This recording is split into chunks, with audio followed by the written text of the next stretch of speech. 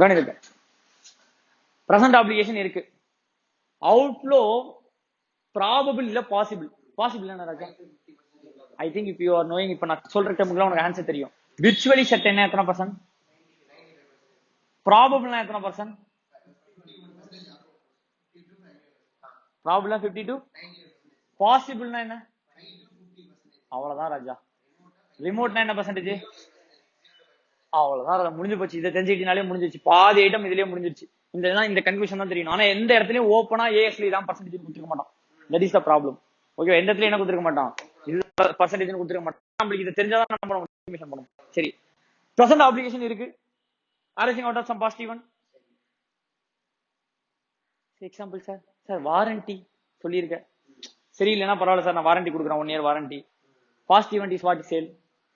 Sale பண்ணதுனால தானே இப்போ இது கிரியேட் ஆகுது. Present obligation is what? Either due to லாவா கன்செக்டிவ் நோட்டீஸா? கன்செக்டிவ் அப்ளிகேஷன் தானே, நீயா தானே கொடுத்த, உன்னோட பிராக்டிஸ், உன் பிசினஸ் பிராக்டிஸ் தானே இது. அப்ப constructive obligation created. Okay, outflow resources is பாசிபிளா? ப்ராபபிள்.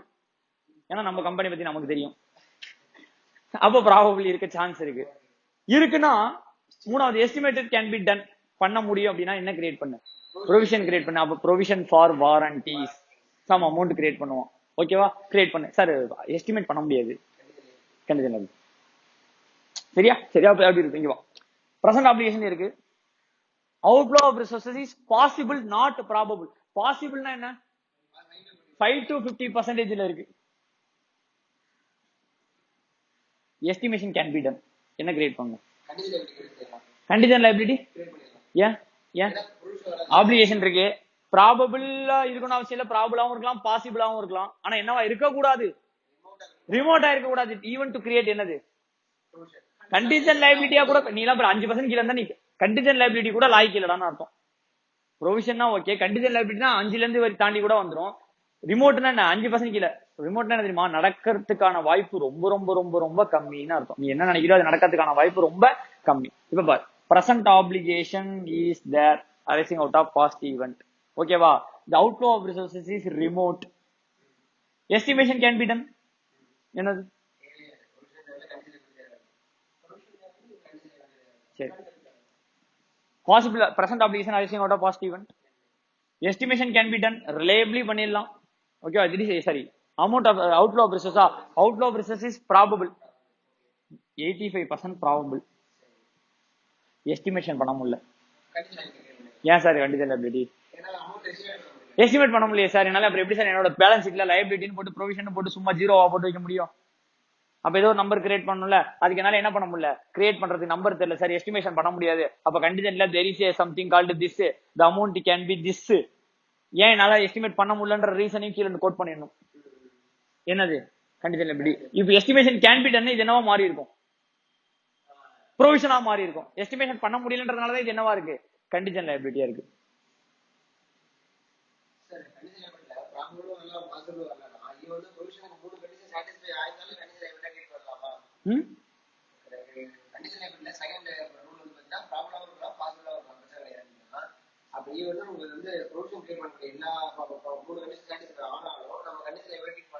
எப்படி 3 லைன் சாட்டிஸ்ஃபை ஆச்சுன்னா தான் நீ ப்ரொவிஷனா போட்டுருவீங்க.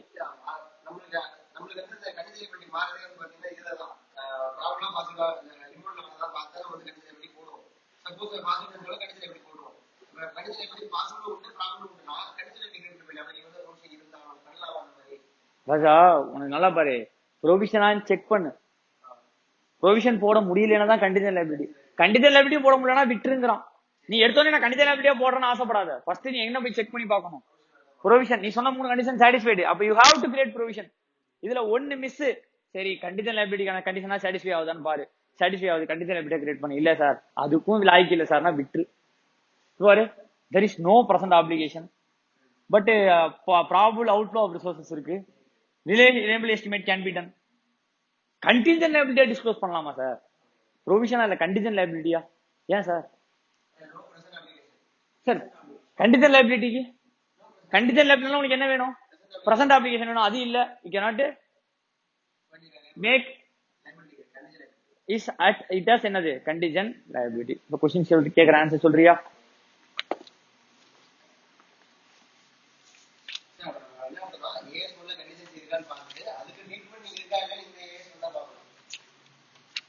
புரியல. ஏஎஸ் ஒன்லியா? ஏஎஸ் 4ல கண்டிஜென்சி பார்ட்டே டிஸ்கஸ் பண்ணல.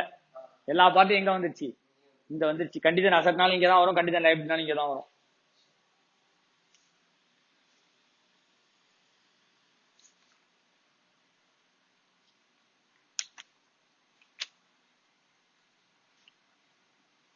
நல்லா கவனி. X entered into an agreement with selling agent Y. X ஒய்யோட ஒரு அக்ரிமெண்ட் என்ட்ரா வரும். தட் அவன் மூலியமா நடக்கிற சேல்ஸ் கமிஷன், சேல்ஸ்ல இத்தனை % கமிஷன் தரேன். அவன் மூலியமா நடக்கிற சேல்ல இத்தனை % கமிஷன் தரேன். ரெண்டாவது, அந்த சேல் பண்றதுல எக்ஸ்போர்ட், அது எக்ஸ்போர்ட் சேல், அதனால எனக்கு டியூட்டி டிராபேக் கிடைக்கும். லைக் நான் பே பண்ண டாக்ஸ் எனக்கு ரிட்டர்ன் கிடைக்கும். ஏன்னா எக்ஸ்போர்ட் பண்ணா இந்தியாவோட மதிப்பு ஏறும்.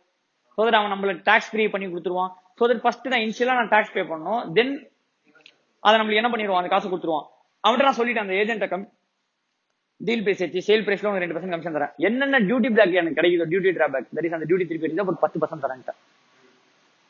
when it is received ன்னு சொல்லி அக்ரிமெண்ட் போட்டாச்சு. இது அப்ளிகேஷன் கிரியேட் ஆகுது. எங்க அப்ளிகேஷன் கிரியேட் ஆகுது? either by law or by consecutive obligation. Organisation நான் சொல்லிட்டேன், என்டிடி சொல்லிட்டான் சேல்ல இத்தனை % கமிஷன் தரேன் அப்படின்னு. சேல் பண்ணியாச்சு, அதுல இத்தனை % கமிஷன் கொடுக்கணும்ல. அது ப்ரொவிஷனா கண்டிஷன் லைபிலிட்டியா?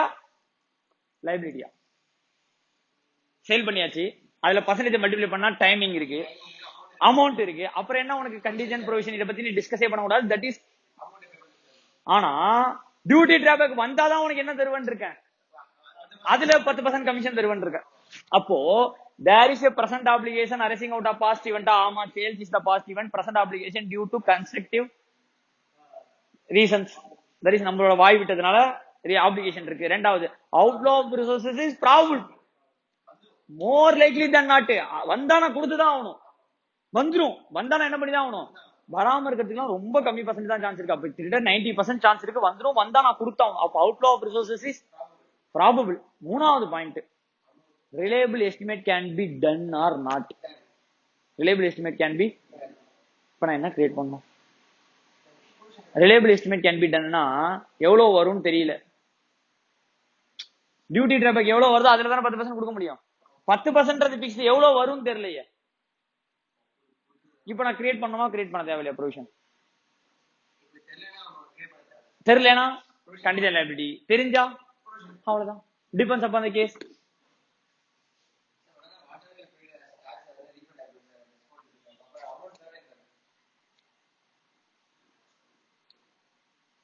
என்ன ராஜா?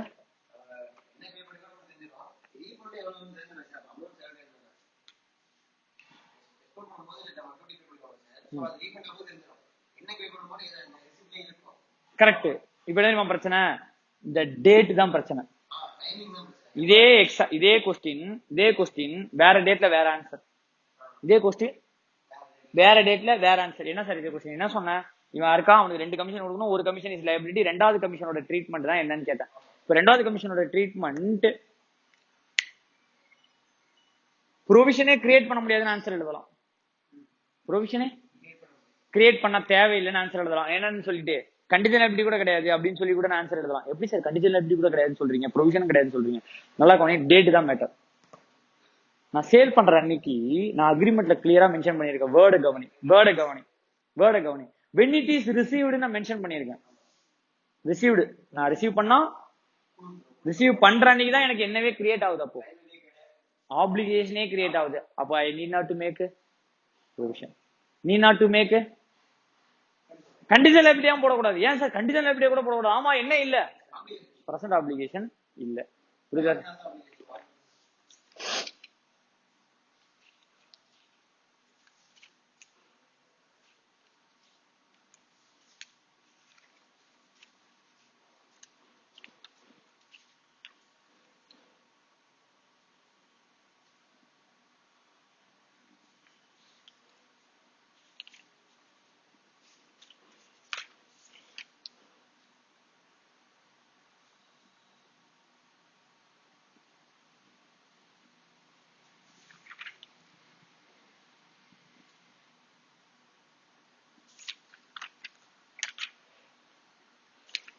புக்ல சொல்றேன். The company has not made provisions for warranty in respect of certain goods, considering the company can claim the warranty cost from the original supplier. Warranty cost create பண்ணாம வச்சிருக்கான். என்ன கிரியேட் பண்ணாம வச்சிருக்கான்? வாரண்டி. நீ sale பண்ற, அதுல வீணா போச்சுன்னா என்னது? வாரண்டி நம்ம கொடுத்தாகணும். அவன் சொல்றான், சார் நான் வித்தன்ல, அவன்கிட்ட வாங்கி அப்படியே குத்துருவேன். நான் ஒருத்தன் வாங்கியிருக்கேன்ல, அவன்கிட்ட வாங்கி அப்படியே கைமாத்தி விட்டுருவேன். எனக்கு there is no loss. So that நான் எதுவும் ப்ரொவிஷன் கிரியேட் பண்ண வேணாமான்னு கேட்கறான். கிரியேட் பண்ணாம பண்ண தேவையில்லையா?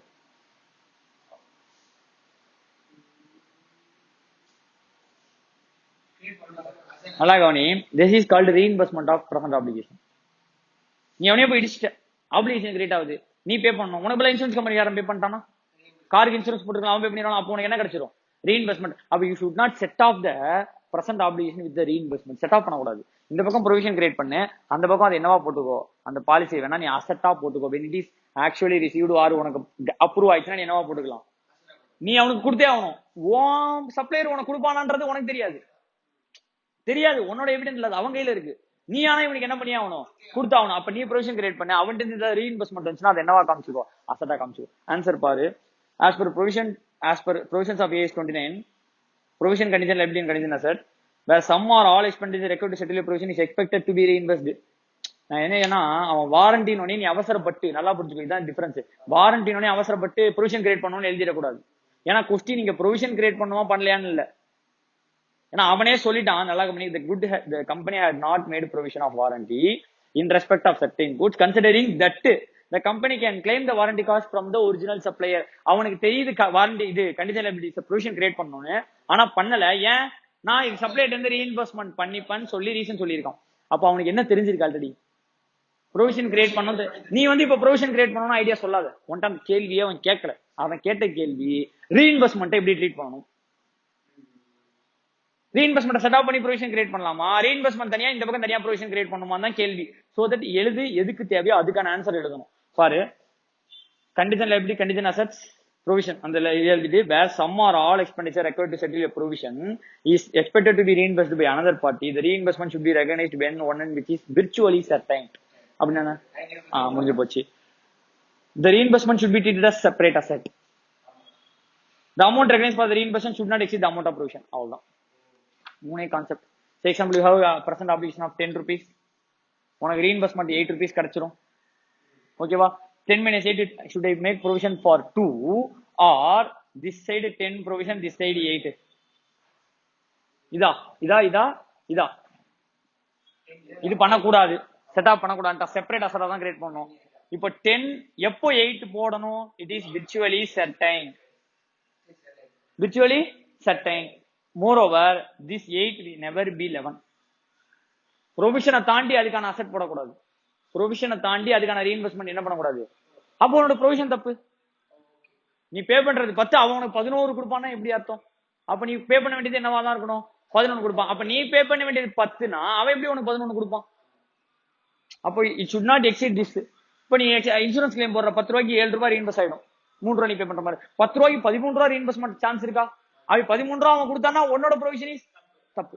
அப்போ no point of time this provision amount will be less than the separate asset. அப்ப என்ன பண்ணணும்? சார் எனக்கு ரீஇன்வெஸ்ட்மெண்ட் வருது சார், ரீஇன்வெஸ்ட்மெண்ட் என்னப்பா பண்ணணும்?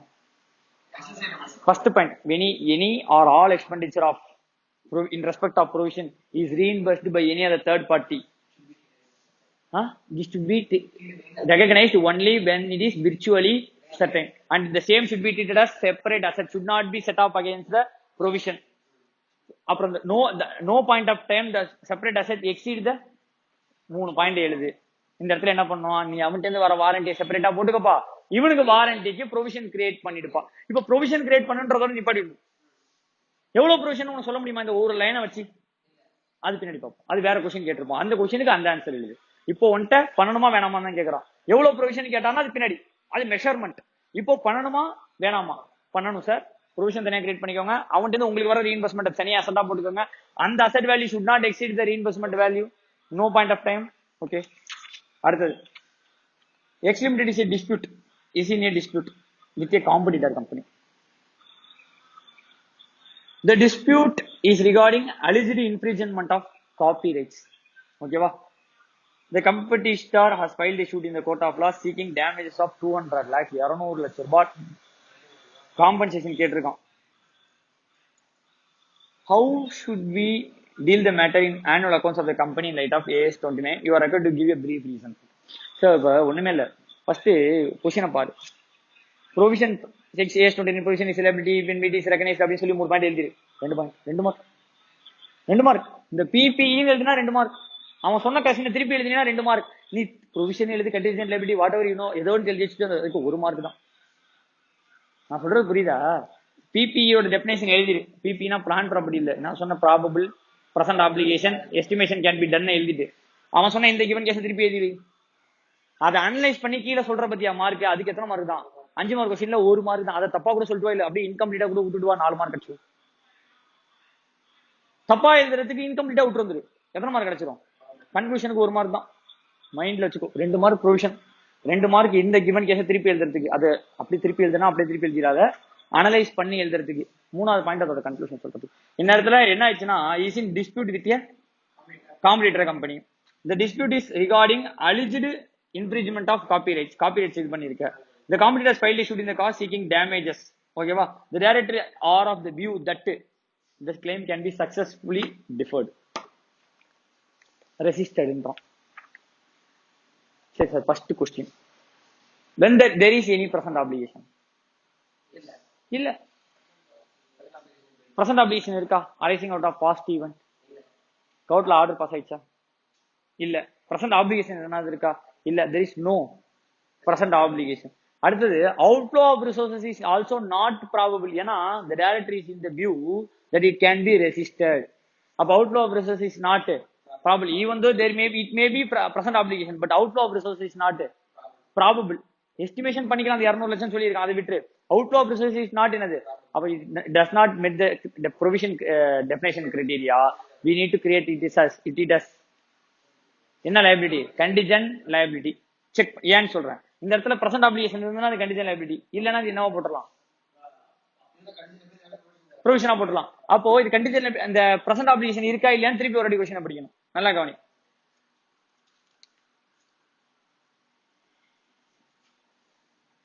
provision contingent liability contingent asset. A provision should be recognized when an enterprise has a present obligation arising out of past event. It is probable that outflow of resources embedding economic benefits will be outflow to the entity to settle the obligation. Outflow from the entity to settle the obligation. Reliable estimation can be done. If these conditions are not, no provisions may be recognized. அப்படின்னு சொல்லி இந்த given case எழுதிட்டு analysis. In the given situation, since the director of the company are of the opinion the claim can be successfully resisted. அப்படின்னா அவன் சொல்லியிருக்கானா successfully resistedனா அப்ப there is something என்ன காது. நல்லா கவனி. சக்சஸ்ஃபுல்லி ரெசிஸ்டட்னு சொல்றான். அப்ப யூ கேன் டிஃபர்ட்னு சொல்றான். எதை போய் தடுக்க போற? பிரசன்ட் ஆப்ளிகேஷன் இருக்கா இல்லன்றதால கொஸ்டின் சொல்லவே இல்லை, கிளியர் பாயிண்ட் எதுவுமே இல்லை. ஆனா அந்த டைரக்டர் கேன் ரெசிஸ்டன்ட்டான். எதை தடுக்க போற? வேற ஒண்ணுத்த எதை ரெசிஸ்ட் பண்ணலாம்? உன்னோட பிரசன்ட் ஆப்ளிகேஷன் ரெசிஸ்ட் பண்ணலாம். ஃபர்ஸ்ட் பாயிண்ட் சாட்டிஸ்ஃபை ஆனதான செகண்ட் பாயிண்ட்க்கு நீ போற. அப்ப செகண்ட் பாயிண்ட் தான் பாயிண்ட் கொடுத்திருக்கான். என்ன பாயிண்ட் சொல்றான்? இட் கேன் பி ரெசிஸ்டட்னு சொல்றான். அப்போ இட் இஸ் அஸ்யூம்டுன்றத விட எது இருந்தாதான் நீ அதை ரெசிஸ்டே பண்ணுவ. உனக்கு ஆப்ளிகேஷனே இல்லைன்னு நீ போய் ரெசிஸ்ட் பண்ணுவியா? ஃபியூச்சர் ஆப்ளிகேஷனை இன்னைக்கே ரெசிஸ்ட் பண்ண முடியுமா? ஃபியூச்சர் ஆப்ளிகேஷனை இன்னைக்கே நான் தடுத்தேன், it can be successfully resisted. ஃபியூச்சர்ல ஒரு கேஸ் வரும்.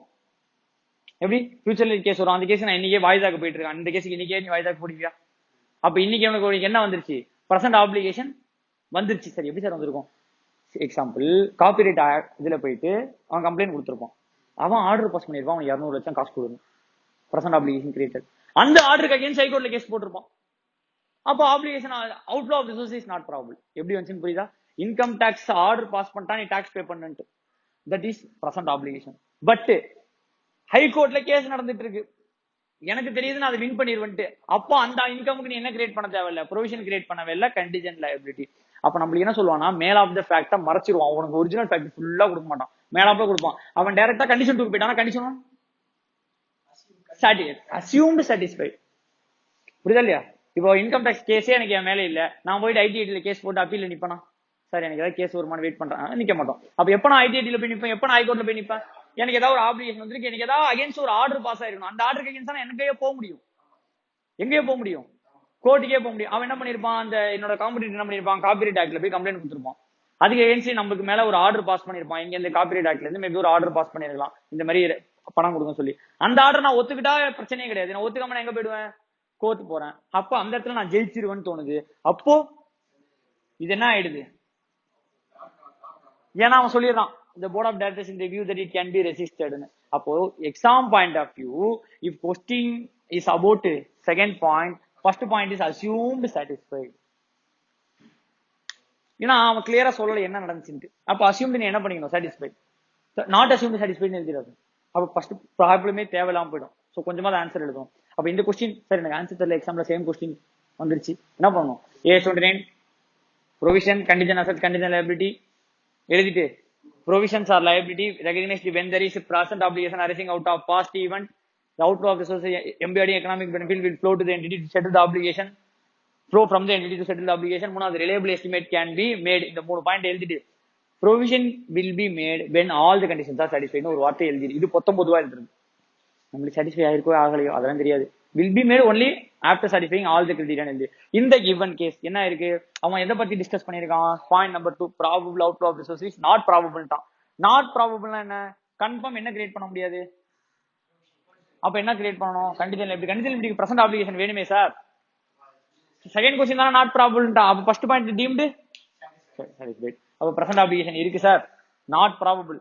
சார் இதே क्वेश्चनல ரிமோட்னு கொடுத்திருந்தானா, அவுட் ஆஃப் ரிசோர்சஸ் ரிமோட் அப்படின்னா ரொம்ப லைக்லி எவனா போற போக்கல கேஸ் போட்டுருக்கான், அதெல்லாம் நிக்காது சார், கேஸ்லாம் தூக்கி போட்டுருவோம் சார், எல்லாம் பேமெண்ட்லாம் பண்ண மாட்டோம் சார் அப்படின்றான். அப்போ எத்தனை பர்சன்ட் கிரியேட் பண்ணணும், எதுவுமே பண்ண தேவையில்லை. நீ நாட் டு மேக் ப்ரொவிஷன், நீ not to disclose it as contingent liability. அடுத்த क्वेश्चन பா, airline problem பார்த்தாச்சா.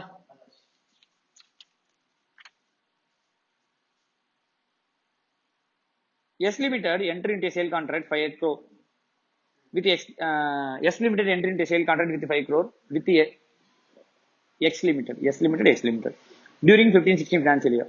The profit of this transaction is 1 crore. The delivery of goods take place during the first month of 2016-17. In case of failure of S Limited to deliver within the scheduled time, compensation of 1.5 crore is to be paid to X Limited. S Limited plan to manufacture the goods during the last month of 15-16. 15-16 லாஸ்டா பண்ணிக்கலாம். So that first 3 months நம்ம என்ன பண்ணிக்கலாம், 16-17 first 3 months supply பண்ணிக்கலாம். அவன் idea பண்ணிட்டான். As on balance sheet date, the goods were not manufactured and it was unlikely that S Limited will be in a position to meet the contractual obligation. Unlikely to meet the obligation என்ன, outflow of resources probable. Unlikely னோனே ஐயோ not more likely than not தான படிப்போம்.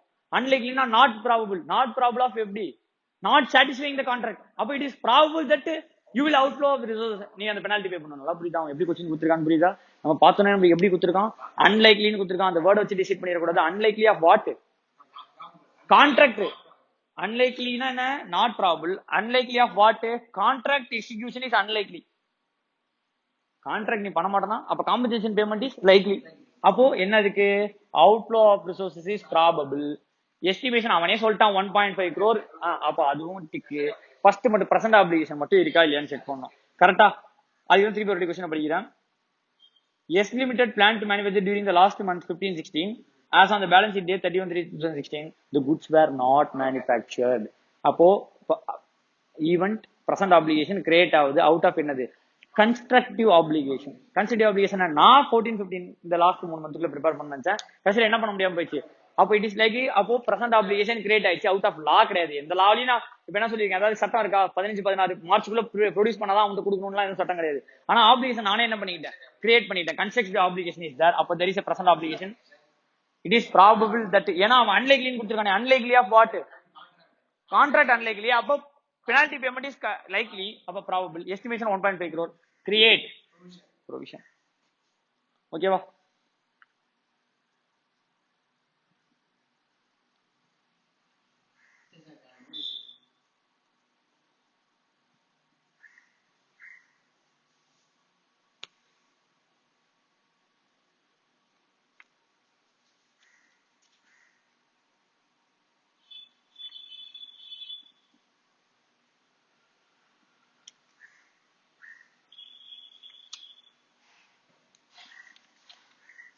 Cut பண்ணு ராஜா.